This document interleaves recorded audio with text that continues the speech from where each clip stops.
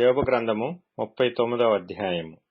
అడవిలోని కొండ మేకలు ఈను కాలము నీకు తెలియనా?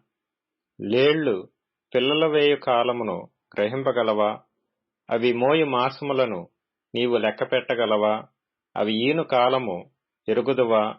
అవి వంగి తమ పిల్లలను కనును, తమ పిల్లలను వేయును. వాటి పిల్లలు పుష్టి కలిగి ఎడారిలో పెరుగును. అవి తల్లులను విడిచిపోయి వాటి యొద్దకు తిరిగి రావు. అడవి గాడిదను స్వేచ్ఛగా పోనిచ్చిన వాడెవడు? అడవి గాడిద కట్లను విప్పిన వాడెవడు? నేను అరణ్యమును దానికి ఇల్లుగాను, ఉప్పు పర్రను దానికి నివాస స్థలముగాను నియమించితిని. పట్టణపు కోలాహలమును అది తిరస్కరించును, తోలువాని కేకలను అది వినదు. పర్వతముల పంక్తియే దానికి మేత భూమి. ప్రతి విధమైన పచ్చని మొలకలను అది వెదకుకొనును. గురుపోతు నీకు లోబడుటకు సమ్మతించునా? అది నీ శాలలో నిలుచునా? పగ్గము వేసి గురుపోతును నాగటి చాలులో కట్టగలవా? అది నీ చేత తోలబడి లోయలను చదరము చేయునా?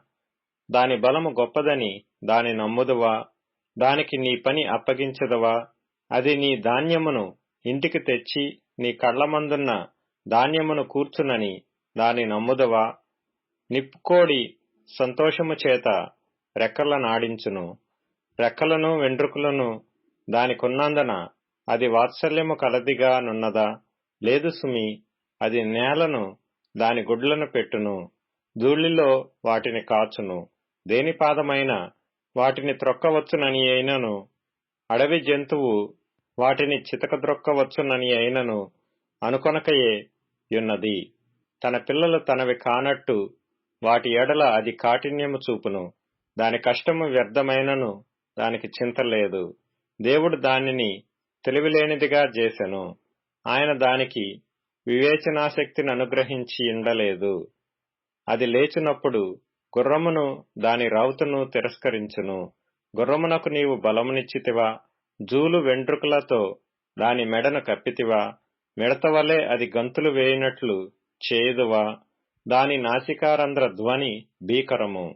మైదానములో అది కాలు దువ్వి తన బలమును బట్టి సంతోషించును. అది ఆయుధదారులను ఎదుర్కొనబోవును. అది భయము పుట్టించు దానిని వెక్కిరించి భీతి నొందకుండును. ఖడ్గమును చూచి వెనుకకు తిరగదు. అంబుల పొదియు తళతళలాడు ఈటెలను బల్లెములను దానిమీద గలగలలాడించబడినప్పుడు ఉద్దండ కోపముతో అది బహుగా పరుగులెత్తును. అది బాకానాదము విని ఊరకుండదు. బాకానాదము వినబడినప్పుడెల్లా అది ఆహా ఆహా అనుకొని దూరము నుండి యుద్ధవాసన తెలిసికొనును.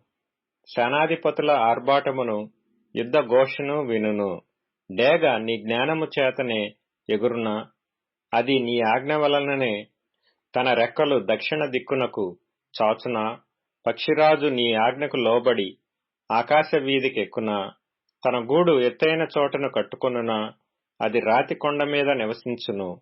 కొండపేటు మీదను ఎవరినూ ఎక్కజాలని ఎత్తు చోటను గూడు కట్టుకొనును. అక్కడ నుండియే తన ఎరను వెదుకును. దాని కన్నులు దానిని దూరము నుండి కనిపెట్టును. దాని పిల్లలు రక్తము పీల్చును. హతులైన వారు ఎక్కడ నుందురో అక్కడనే అది యుండును.